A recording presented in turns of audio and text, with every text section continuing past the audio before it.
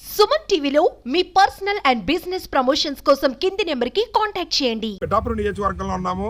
ఈరోజు ఇక్కడ పిఠాపురం జనసేన నాయకులు జన సైనికులు పవన్ కళ్యాణ్ గారు చేస్తున్నటువంటి నిన్న పవన్ కళ్యాణ్ గారు తిరుపతి లడ్డూకు జరిగిన అపచారానికి తాను బాధ్యత వహిస్తూ పశ్చాత్తాప దీక్ష గుంటూరు జిల్లా నంబూరు దశావతార వెంకటేశ్వర స్వామి ఆలయంలో నిన్న దీక్ష పూనారు పవన్ కళ్యాణ్ గారు. గౌరవ ఉప ముఖ్యమంత్రి పిఠాపురం ఎమ్మెల్యే అయినటువంటి పవన్ కళ్యాణ్ గారు అయితే నిన్న దీక్ష చేపట్టడం అందరికీ తెలిసిందే. దానిలో భాగంగా పవన్ కళ్యాణ్ గారి దీక్షకు మద్దతుగా పిఠాపురం జనసేన నాయకులు జన సైనికులు ఇక్కడ స్థానిక వెంకటేశ్వర స్వామి దేవాలయం వద్ద వాళ్ళు కూడా వాళ్ళ వంతు బాధ్యతగా తమ నాయకుడు చేస్తున్న దానికి సంఘీభావంగా పశ్చాత్తాప దీక్షలో వాళ్ళు కూడా ఉదయం నుంచి పిఠాపురం స్థానిక వెంకటేశ్వర స్వామి దేవాలయం దగ్గర అయితే దీక్షలో కూర్చోవడం అయితే జరిగింది. ఈ రోజు మన సుమన్ టీవీ తరపు నుంచి ఇక్కడ రావడం జరిగింది. వాళ్ళని అడిగి తెలుసుకునే ప్రయత్నం చేద్దాం. చెప్పండి, ఏంటి ఈ దీక్షకి ప్రధాన ఉద్దేశం ఏంటి? నమో వెంకటేశ్వర, అందరికీ నమస్కారం అండి. ఈరోజు మా ఉప ముఖ్యమంత్రి పవన్ కళ్యాణ్ గారు పిఠాపురం శాసనసభ్యులు వారు ఈ ప్రత్యేక దీక్ష అనేది రెండో రోజు జరుగుతుంది. ముఖ్య ఉద్దేశం ఏంటంటే ఆ కలియుగ దైవం వెంకటేశ్వర స్వామి ప్రసాదం లడ్డూలో కల్తీ జరిగిందనే ఉద్దేశంతో గత వారం రోజులు బట్టి మీరు అందరూ చూస్తున్నారు.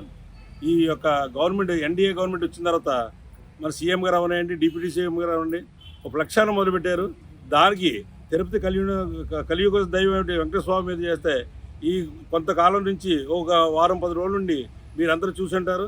కల్తీ నెయ్య, ఆ జంతు అవశేషాలు అవనవండి, చేప నూనె అవనవండి, ఇవన్నీ కల్తీ జరిగిందని ఒక వాళ్ళకి తెలుసుకోవడం, ఒక ల్యాబ్కు పంపడం, గుజరాత్ కర్ణాటక ల్యాబ్లు పంపడం. అది ఎస్ఎల్వీలు అనేది 100 నుంచి 120% వరకు ఉండాలి. అటువంటిది 20% నుంచి 40% వరకు ఉందన్నారు.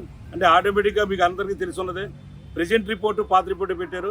ఇది ముందు జగన్ గారు ఆ కలియుగ దైవం ఎలా చూపెట్టారంటే, జగన్ గారిని మీరు పవన్ కళ్యాణ్ ఒక మాట అని ఉంటారు. మీరు గత ఎలక్షన్లో కూడా ఏంటంటే పాతాళ లోకం దొక్కేస్తాను జగన్ అని కూడా అన్నారు. ఆ విషయంగా మన పవన్ కళ్యాణ్ గారు ఆ కలియుగమే పూని ఆయనతో ఎలా కనిపించారు. ఆయన అన్నట్టే పవన్ కళ్యాణ్ అన్నట్టే ఆ కలియుగ దైవంతో కలిపి ఆయన అన్నట్టే 11 సీట్లు రావడం, ఆ పాతాళ లోకాన్ని దొక్కేయడం జరిగింది. అలాగే ఈ రోజును కూడా ప్రతి విషయంలో హిందూ ధర్మం సనాతన ధర్మం కూడా కాపాడటానికి మా పవన్ కళ్యాణ్ ఉదయం చేశారు. ఉదయం కూడా మాట్లాడారు, మీరు తెలిసి ఉంటుంది. 6 గంటల నుంచి 10 గంటల వరకు ఒక యాగాన్ని తరబెట్టారు. ఆ దేవుడిని క్షమించమని అందరి తరఫున హిందూ సమాజం అందరి తరఫున కూడా మా పవన్ కళ్యాణ్ గారు చేశారు.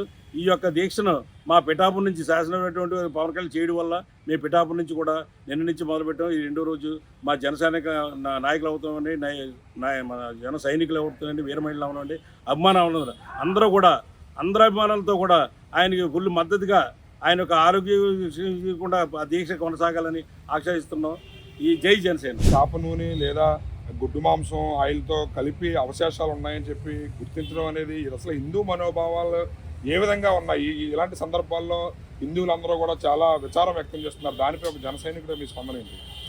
గత ప్రభుత్వం వైఖరిని బట్టే కదండి ఇప్పుడు గత ప్రభుత్వంలో ఏదైతే ఉందో అంతకుముందు ఎప్పుడూ లేని విధంగా, అంటే ఇప్పుడు మన దైవాన్ని ఎంతగా ఆరాధిస్తామో ప్రసాదాన్ని కూడా అంత పుణ్యంగా స్వీకరిస్తాం.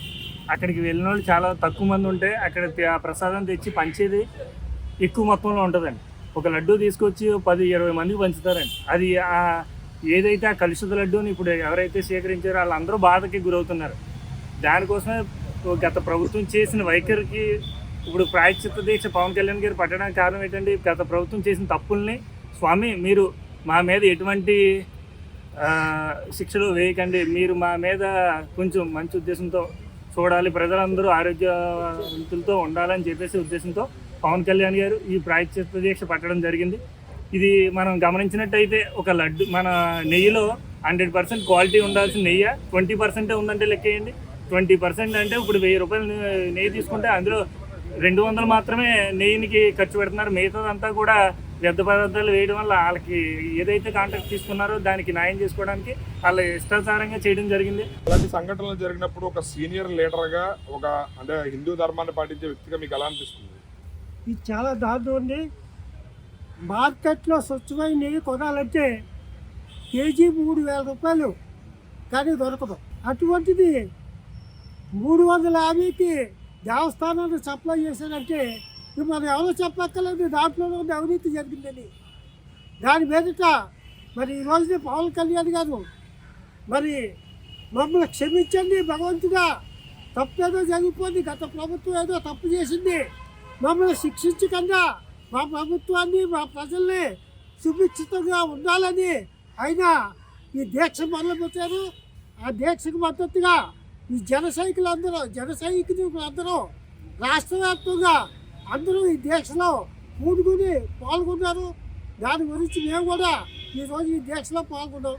మరి ఈరోజు తిరుపతి దేవస్థానంలో మరి అంత పవిత్రమైన మహాపవిత్రమైన లడ్డూ విషయంలో చాలా దారుణంగా తిరుపతి మరి దేవస్థానంలో వాళ్ళు పాలక మండలి అసలు ఎందుకు పట్టించుకోలే అర్థం అవ్వలేదండి మాకు.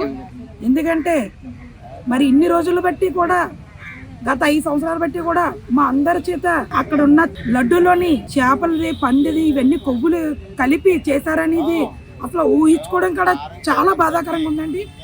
ఈ విషయంలో మాత్రం మా పవన్ కళ్యాణ్ గారు మాత్రం మరి నిన్న 11 రోజుల దీక్ష కూడా తీసుకున్నా ఉన్నారండి. మరి ఆయన మద్దతుగా మేము కూడా జనసేన పార్టీ నుంచి మేము కూడా మరి ఈ 2వ రోజు నేను కూర్చోవడం జరిగిందండి. మరి ఈ విషయంలో మాత్రం మేము క్షమించేది ఉండదండి. మా పవన్ కళ్యాణ్ గారి ఆదేశాల ప్రకారం ఇది ప్రతి భారత హిందూ ధర్మానికి చాలా ఇది రైట్. చూసారు కదా ఇక్కడ జనసేన నాయకులు, జన సైనికులు, వీర మహిళలు, దివ్యాంగులు కూడా పవన్ కళ్యాణ్ గారి దీక్షకు మద్దతుగా గత 2 రోజుల నుంచి ఇది 2వ రోజు వాళ్ళు దీక్షలో కూర్చుని ఆయన సంఘీభావంగా 11 రోజుల పాటు దీక్ష చేయడం అనేది జనసేన పిఠాపురం ఖచ్చితంగా పవన్ కళ్యాణ్ గారు అడుగుజాడల్లో మేము నడుస్తాము, సనాతన ధర్మాన్ని రక్షించడంలో మా వంతు ప్రయత్నం మేము కూడా చేస్తామని చెప్పి తమ సంతోషాన్ని తెలియజేస్తున్నారు.